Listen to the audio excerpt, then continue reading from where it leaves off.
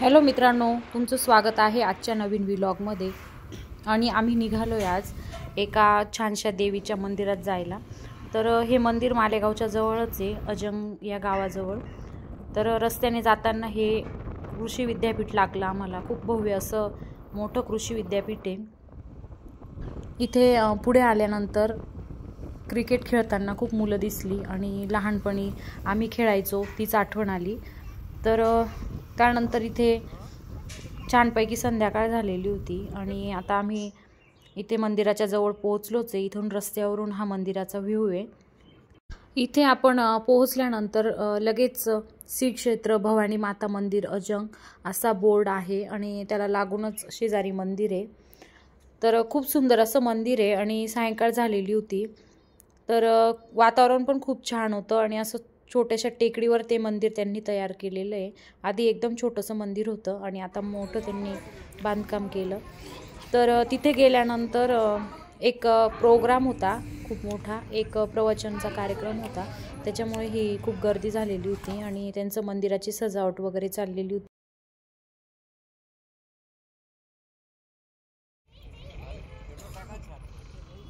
आज योग आला देवीच्या दर्शनाचा। तर आल्यानंतर इथे भैरवनाथ मंदिर स्टार्टिंगलाच त्यांनी छोटंसं तयार केलेलं आहे।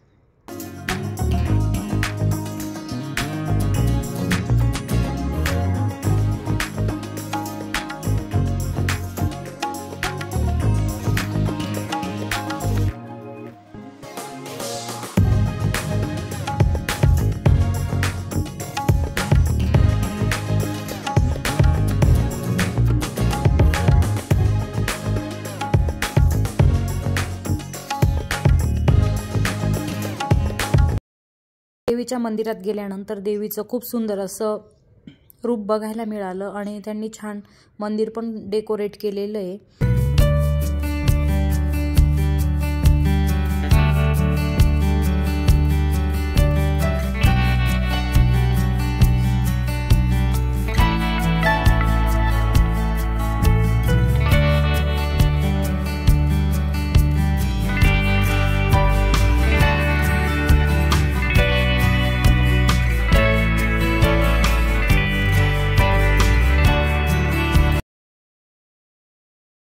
शेजारी बाजूला एक नदी आहे आणि तिथे खूप बगळे पण येत होते।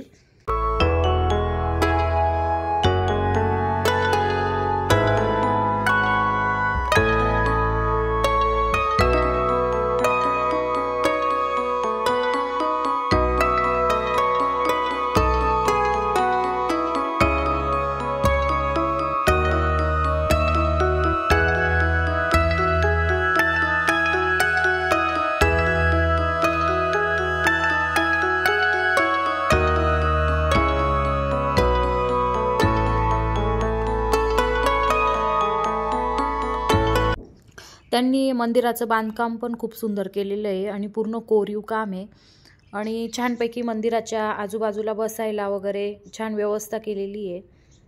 तर हा व्ह्यू अजून पावसाळ्यात खूप सुंदर वाटेल जेव्हा पाऊस पडेल तेव्हा।